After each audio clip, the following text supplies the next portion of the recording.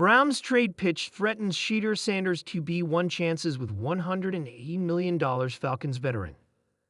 There's been no sign of Kirk Cousins at Falcons OTAs so far, a notable absence that only adds fuel to the growing speculation that the veteran quarterback could be traded at any time. At least now, post-June 1, the Falcons are in a better financial position to do so.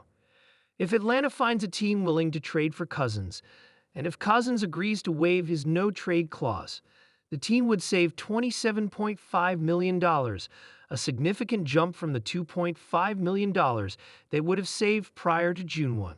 Still, the Falcons would likely have to eat a portion of Cousins' remaining salary to facilitate a deal, given the amount he's owed in guaranteed money. One potential suitor is the Cleveland Browns. According to ESPN, the Browns are viewed as the most logical destination for Cousins, not just for financial purposes but because of his realistic shot at starting, despite a crowded quarterback room that already includes Joe Flacco, Kenny Pickett, Shedeur Sanders, and rookie Dillon Gabriel. Falcons receive QB Kenny Pickett, 2026 sixth-round pick, cash considerations. Browns receive Kirk Cousins, 2026 seventh-round pick. This destination always made the most sense for Cousins, who has a long history with Browns coach Kevin Stefanski from their time together in Minnesota, Fowler wrote. After going through OTAs and minicamp, the Browns might realize they need another veteran to compete for the starting job. Cleveland currently has Joe Flacco, rookies Dillon Gabriel and Shedeur Sanders, and Pickett competing for the QB1 spot with Deshaun Watson out, Achilles. Fowler added that the Falcons could front $17.5 million of Cousins' guaranteed salary for 2025, allowing Pickett to slot in as Atlanta's new QB2. While the Falcons may hope to pay less than that, it could be considered a bargain compared to paying Cousins to sit on the bench. For the Browns, it would mark yet another chaotic twist in what's already been a wild offseason for their quarterback room. But would Cousins really want to walk into yet another potential QB controversy?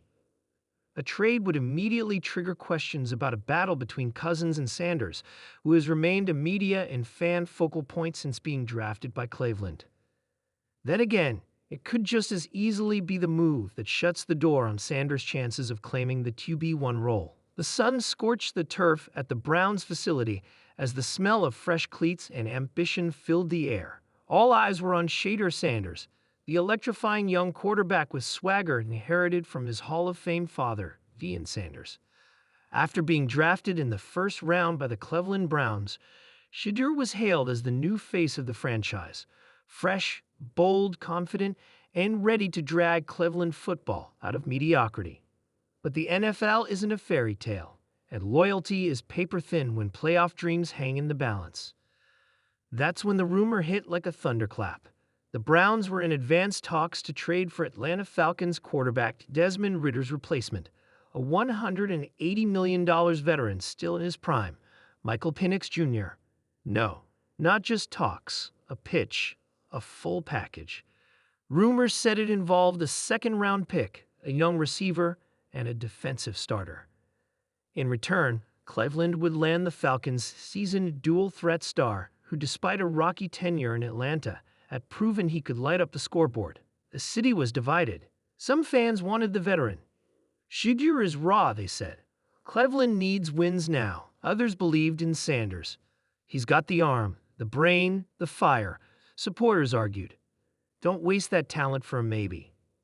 In the eye of the storm, Shedeur was silent, but burning inside.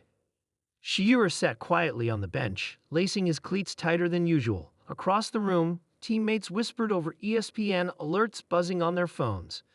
I'll see that. Falcons might actually take the deal. Browns are serious.